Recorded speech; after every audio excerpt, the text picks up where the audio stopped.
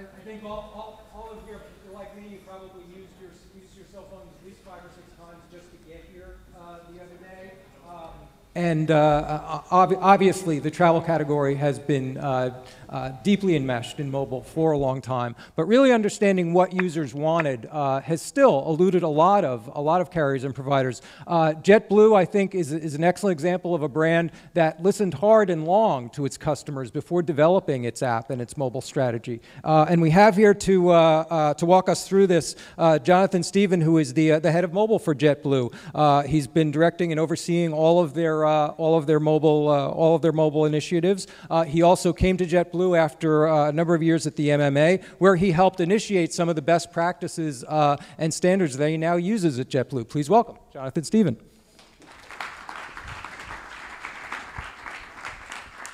morning, everyone. Thank you.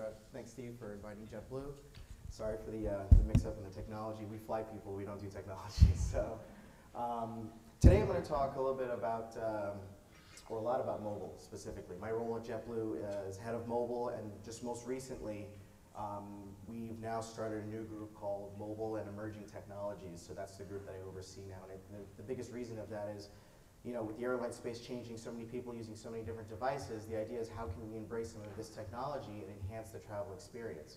So I'm going to talk a little bit about what JetBlue has done in the past year, how we've taken our airline from a certain digital space to the new digital space, some of the things we'll see in the airline space as well for other airlines, and how some of these airlines are embracing the technologies. And then what's really important to JetBlue and our brand is how we embrace with our customers. And so we'll look at some of the digital campaigns and some of the cross-channel campaigns that we've done. I apologize if I'll go a little quickly on this, but if you want to stop me or anything, just raise your hand and we'll go through there. Also, if you are not going to pay attention to me and you'd rather tweet, here's some housekeeping notes as well. Make sure to use the MPMIS for the event. It's JetBlue's one word, and a lot of people mix that up. All right, so we'll go ahead and get started.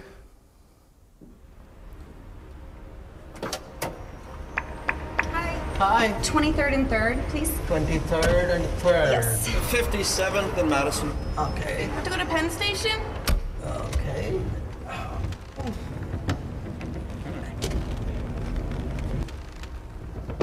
Oh.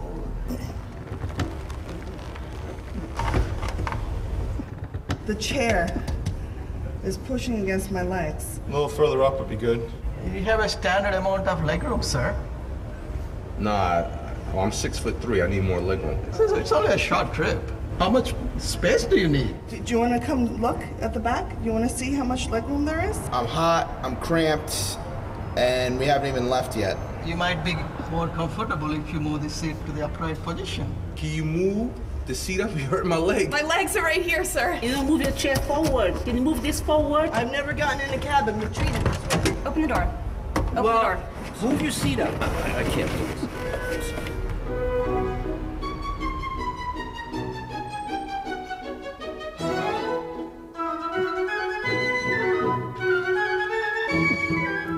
So what do we do here? We took customers through an everyday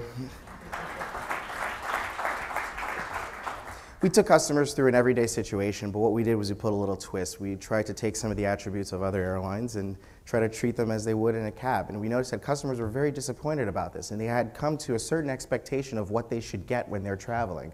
So when you think about JetBlue, we're really, really keen on our brand values, and one of the things is the lovely room that we have in our seats, whether it's the even more legroom seat or even our standard seat and coach, that you can actually cross your legs and relax. So the ongoing theme through a lot of our digital products is how can we get our brand to resonate through some of our digital products. So last year, we embarked on this very large initiative called the JetBlue Digital Refresh. We were one of the first airlines to really embrace digital directly from the beginning. We felt that it was very important for our customers. But after a certain amount of years, the landscape started to get a little tired, and we started to realize that there was a lot of technology into the industry that we needed to adapt. So we had to come up with a goal, and the goal was to redefine the digital airline space with smart, beautifully designed products that add value to the travel experience and deepen the relationship we have with our customers. This was pretty much tattooed on all of us. We had to make sure we understand that this is the goal we needed to achieve. Now, getting together with the web guys and starting about 2 years ago with mobile, we had to think of how can we actually do this. So we had to come up with a plan. So first thing we did was we went to our customers. If we're going to build products, we're going to build it for you. Let's ask you, what are some of the things that are important to you? And one of the largest was that they wanted something that was smart and aware of where they were in the travel plans. You know, when you think of all these devices today, they can do so many different things, but are they really smart enough to enhance the travel experience, to know where you are and to deliver that relevant information to you wherever you are throughout the travel ribbon? And we'll talk about that in a second. So customers had given us a wide range of feedback. We knew we had some goals we had to achieve. But it didn't stop there, because our crew members are the ones that are there every single day. We fly you around, we give you blue chips, we help you at the airports, we work in the offices, and the idea is, what were some of the things that we as employees wanted to deliver to our customers digitally? And what's fantastic about it is the highest feedback was more personal and relevant. There was a consistent theme here, that we needed to make sure that these products would be something that would be smart for our customers. So the next thing we need to do was take all of these requirements and understand, what does a traveler do from the time that they book to the time that they get to their destination? That path is called the travel ribbon. And it starts with the pre-trip and ticketing. So starting from booking your flight, this needed to be an inspirational experience. We needed you to come to a certain digital property or website or mobile app where you'll be able to be inspired and book your flight. And it doesn't stop there, because once you've booked, the next phase was pre-travel. So you've booked your travel, you possibly need to get a hotel, you need to find out what you're going to be doing at the destination. Next step would be the in-flight service, or even, going before that, pre-flight travel, that also includes being at the airport as well, perhaps some of the amenities that you would be able to take part of at the airports. Then when you think about in-flight, you're actually experiencing the JetBlue experience. You're actually flying, or you're tasting some of the Kool-Aid that we serve to all of our customers. And then when you're done with your flight, there's destination management. Perhaps, we've landed here in the beautiful Captiva, so we need to find our ways. I use my phone to get from the airport to here, and it worked just fine. And then all of this, if achieved perfectly, leads to rebooking. So when you look at this travel ribbon, there were key areas of where we needed to make sure that JetBlue was affecting our customers. And the reason why that's important, specifically for mobile, is because in the past, the largest influence airlines had on their customers was when they're in the plane. Now, with mobile, what's so amazing about that is we can affect the customer through every single part of the travel ribbon, starting at home, getting to the airport, being at the airport, looking at some of the amenities that are in the, some of the concessions that are in the airport as well. Even on the planes, perhaps some of the airlines offer Wi-Fi. We are offering Wi-Fi soon. But the idea of that mobile can affect the customer through every single stage.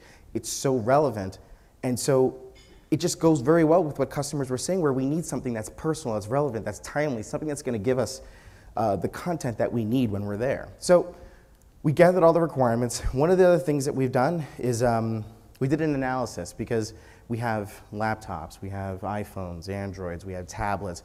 The idea was, we need to understand what type of devices were these customers carrying. You can't, if you're going to give somebody directions to go to your house, you can't just start giving them directions. You have to ask them, where are you coming from? So we need to understand what type of devices they are carrying. And in 2007, we all know what happened in 2007. The iPhone came out.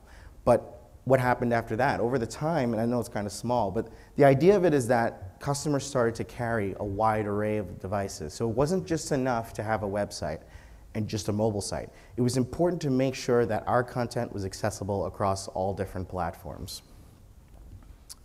So how did we do? Well, we launched a wide array of new products. Last year in February, we relaunched the JetBlue.com website. We also relaunched mobile.jetblue.com. And we launched our first iPhone, and later in the year, Android application. So some of the things that we did last year, just under, actually, it's about a year right now, we have about 1.5 million downloads. And I think we're really happy about that internally, until we found out that Weather Channel had 90 million downloads and kind of stole our thunder there. But we still celebrated. We're really happy. And it's continuing to grow. I think one of the best statistics is our TrueBlue program. Anybody a TrueBlue member here? I won't be offended if you don't raise your hand. Okay. So the TrueBlue program is our loyalty program. And what was fantastic was, as soon as we launched the application, we looked at our normal TrueBlue enrollments through the website, through the phone. But when we launched the app, we saw a 10% monthly increase, and that delta was due to mobile alone. Fantastic. And one of the reasons that that was so important for us is because we placed such a big emphasis on the TrueBlue program in the app. When you talk about timely and personal and relevant, when you log in to the JetBlue app with your TrueBlue account, everything is synchronized from the website to your device. So if you book a flight, it'll automatically go into your phone. When you are ready to check in 24 hours before, the app will completely change and again be personal to you. It's time to check in. When you get to the airport, we'll show you some information about the airport, and when you land, we'll welcome you in your destination. So, and we won a good amount of awards last year. We had tons of fun doing it. This year we have some great advancements as well. We'll talk a little bit about that. But our mobile strategy and our digital strategy is continuing to move, and those things do not move in silos, they move together. So there's a great collaboration internally with our teams. Next thing we're going to talk about is just the airline industry. We'll take a little step back from JetBlue, just look at airlines in general. We see so much technology coming out, we have some great providers here, and the idea is how can some of these airlines leverage some of the technologies that we see, and this is kind of our perspective of where we see using some of these things. So when you look at some of the statistics for travelers today, 54% of the travelers, 54% of the airlines will have self-boarding. That's fantastic. If you think about it, somebody takes your boarding pass and scans it, but why can't we just board the plane ourselves? 74% of the airlines plan on having self-service bag drop. So some of us have had to check bags, but perhaps you can tag your bag yourself, drop it in the conveyor, and head to security. One of the best statistics is 73% of passengers would like to use mobile boarding passes. It's huge because a lot of us business travelers, we don't actually check bags. We have carry-on. So get to the airport, skip the line, skip the kiosk, head straight to TSA where they'll frisk you and violate you, and then you can go ahead and go onto the terminal. So when you look at some of the technologies that have come into the market, look at Passbook. Passbook is fantastic, and a lot of airlines had, they have mobile boarding passes, but then Passbook came into the play. So we had to think, how do we use a product that Apple has given us, but also use it with an existing product that we have? And a lot of airlines have done this many different ways. When you think about it, we want to provide choice. So for JetBlue, I'll speak to JetBlue, we launched just yesterday our mobile boarding pass program. So if you guys haven't updated yet, please do so, and you'll be able to use the boarding pass at about 8 of our cities right now. But Passbook is on our mind, and we don't want necessarily our boarding pass to replace Passbook or Passbook to replace ours, but we want them to be a complement of each other. And that's when looking at these technologies, just thinking how can some of these technologies complement rather than conflict with our existing technologies. Think about near-field communications. I'm a big fan of NFC, especially in the airline space. I've spoken to a couple airlines overseas as well where they're starting to use this technology. Now, the adoption is not as much in the industry, but we see it's growing. But the idea is using NFC, not just we talk a lot about commerce and mobile payments, but from an operational side. Could your boarding pass actually be encoded into your device so that you can go ahead and swipe it and go straight through to security or board the plane as well? And when you think about the adoption of NFC, it's growing. It's growing by leaps and bounds. So we don't see it necessarily today, but the question is are we going to wait for this adoption later on and when the technology is fully established, or are we going to try to get our customers to embrace the technology now? It's something to think about. There's no right answer to it. It just depends on your particular business. Next. So next is augmented reality. I'm another big fan of this, and when you think about augmented, it's supposed to be fun and engaging. There's a lot of different technologies out there, or a lot of different applications that use augmented in a fun kind of way, but could it be something operational? Could you walk into the terminal, hold your phone up, and perhaps there's a Dunkin' Donuts that says, hey, 10% off here if you buy a coffee, or here's the bathroom, you needed to go for a while, you can go that way, or here are the exits. So we can think of augmented as a fun kind of way, but there's also a utility side to it as well. Next, I gotta stay closer here. Voice, somebody mentioned voice today, and it's really important. When, for JetBlue, we're big on accessibility. So sometimes our customers may not be able to see or use our digital products in the original way we've designed it, but is there a possibility to use voice to just make the bookings and say, hey, I want to go from this destination to this destination, and the devices talk back to you? When you think about Apple putting so much innovation into accessibility, capabilities are there. Next. So, you definitely can't see this. So the idea of this chart here is looking at what's available in the airline space today versus what's happening in the next 3 to 5 years. So a lot of the technologies that I talked about, booking, scheduling, flight status, itinerary management, a lot of these things are available on mobile today. But we're going to start to see over the next couple of years, booking with loyalty enrollment and loyalty programs. Actually, we're seeing that now with JetBlue as well. Mobile roaming agents is pretty amazing. Getting behind the counter, get out of the counter, come up to you with a tablet and say, can I help you with your bags? Can I help you process it? Think about it. They're coming out to you and helping you. Technology can definitely help the airlines do this. And then when you think even further, interactive voice commands, interactive videos, augmented reality, NFC boarding, it's truly exciting. One of the things about mobile payments also is we used to use cash on the planes. Now we switched to credit cards. Can you imagine just using your phone to just purchase a drink or something on the plane as well? We're definitely getting very close to doing that. So, sorry, I'm a little out of breath. I had the flu last week, so I'm kind of getting there. So we're going to talk a little bit about how JetBlue has used some of this technology, not just for mobile, but I wanted to paint a picture of what we do across multiple different channels. And the idea is how we take our brand message and push it through to our customers through these technologies. But one thing that you're going to see that's common about it is that we get our customers involved, and that's the major differentiator for us.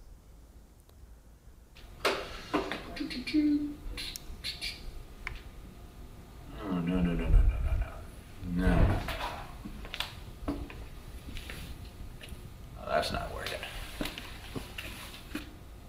That's not even at all. When JetBlue first pitched me to be the face of their Getaways brand, naturally I said no. I mean, what in Sam heck is JetBlue Getaways anyway? Instead, to build awareness of the new brand, I, Mark Hammerberg, created Get Away With It, all by myself. The first ever online game show featuring a real set that contestants could appear live on by Skyping in from home. Where are you Skyping from? Florida. Boston, Massachusetts. A perfect fit for a brand that hangs its hat on putting people first. Woo! Giving real folks a chance to win real JetBlue Getaways vacation packages. Carol!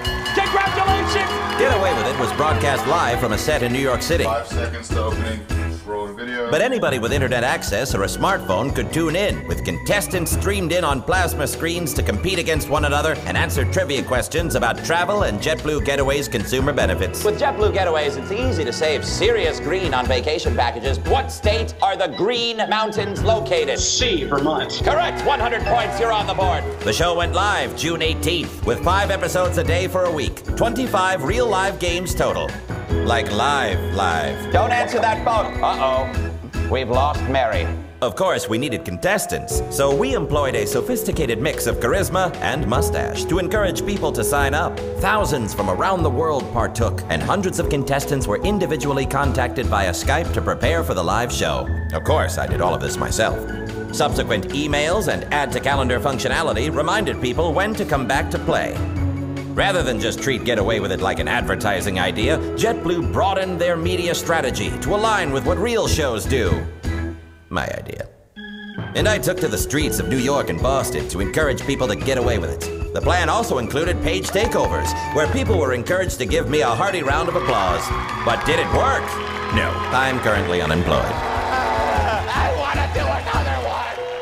However, the media picked up on us almost immediately. And for every person that appeared on the show, we had 100 more that signed up and wanted to get on. We have tweets coming in again. Love me a tweet. I am willing to trade my left leg for a spot in Get Away With It. Some even wondered if they could be witnessing the future of gaming. It's trademarked, people! In the end, I wasn't sure if the grand prize belonged to the winners or JetBlue Getaways, with the numbers just obliterating. I mean obliterating the projections. I mean, through the roof. JetBlue Getaways was able to show everybody a little bit about who they are and what their vacation packages offer in a way that only they could. You win this thing, I want you dancing up and down that staircase, but safely. Congratulations! By putting real people first. You're getting away with it! Thanks for watching. So one of the things we did was we had this division of our company called JetBlue Getaways, and it builds. Anybody know JetBlue Getaways? Okay, so one of the things we had to do was build the awareness of it, so we have to do a little bit more this year. But the idea was we needed to build awareness around this program. So we launched a large campaign where we had our customers actually involved in a live game show. The specific mobile aspect of it was there was a lot in mobile where you're able to watch the show, sign up for it, set your reminders. I can go into a little bit more detail, but I do have a limited time, so I want to be able to get to some of the other campaigns as well. But this was a great engaging campaign for us, and we had a lot of fun doing it. Real quick, we did the customer-inspired innovation last year. We called the program Think Up, where we are going to be building a tablet app for JetBlue.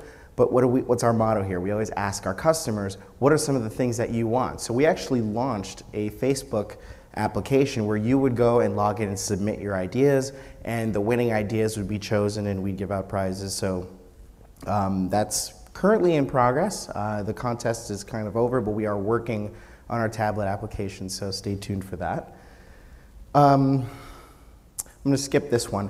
I'm going to go to one of the next ones as well. So this one was busy people. So the idea about this one was we have so many business travelers in some of our markets. How can we tap into some of these business travelers?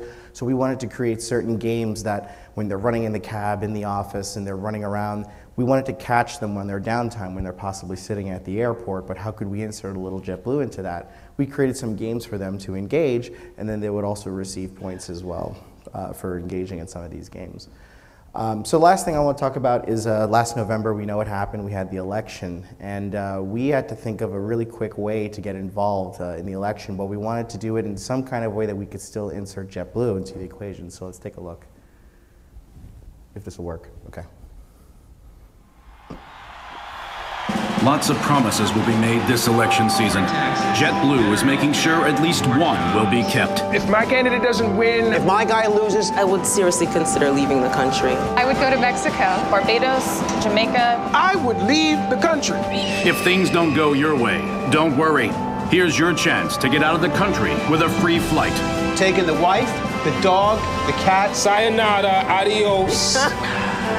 JetBlue presents Election Protection 2012. This November, live free or fly. Of course, the truest form of election protection is to get out and vote for real on November 6th. Go vote, but vote with us first. We have prizes.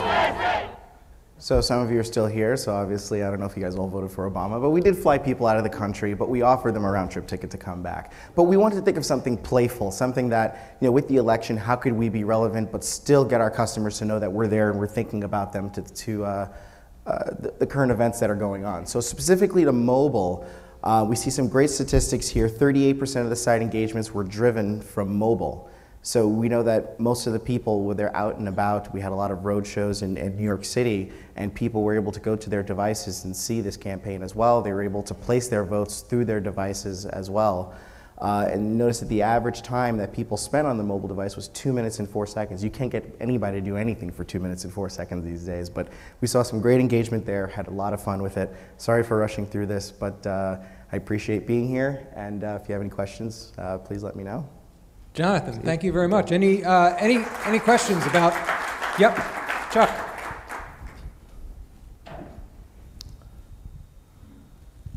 Thank you. Chuck Martin with Media Post. I've got a quick question. If you could talk a little bit about location. A lot of people here have flown JetBlue. A lot of us flew it here. And the issue, and people have probably seen this going through any of the busy terminals, and it's with all airlines, we're checking in with JetBlue, people are running and saying, where do I do this, where do I do this? And it's kind of blatantly obvious, but they still ask, and your agents are running everywhere, trying to answer the same question 30,000 times a day.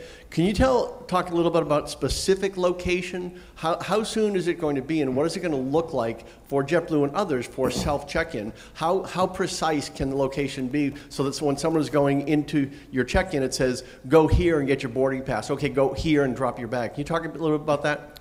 So we're looking at location as a phased approach. I think specifically you're talking about terminal maps. So once again, my shameful plug for the new version of the app being out yesterday is that we've added terminal maps. So our terminals are not generally that complicated, but still people feel that comfort that they have the map. And I think we're gonna go a step further and do wayfinding, where that little blue dot will say, you are here. Here's your gate, just walk this way. And it's almost kind of like holding their hand to that next gate. Some people need that, not all of us need it, but the idea is we have to be able to adapt to all of our different customers. So it's a great question.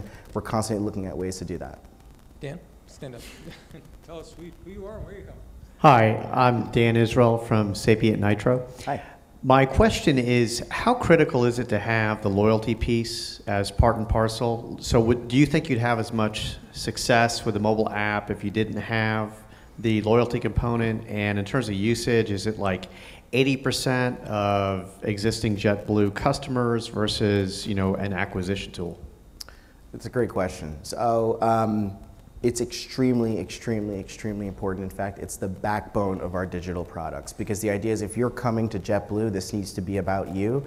And I don't really know who you are unless you can log into the website. And I can go a little bit deeper, but the website and the mobile application changes shape. You can still use our products if you're not a TrueBlue member. I don't think we wanted to alienate the once or twice a year flyers.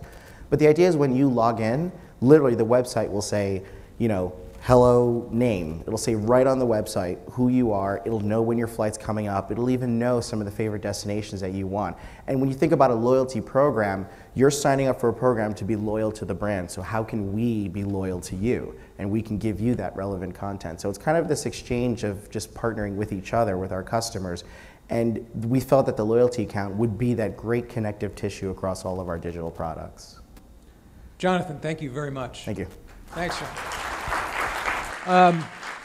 Where's Maria and her panel, if you would come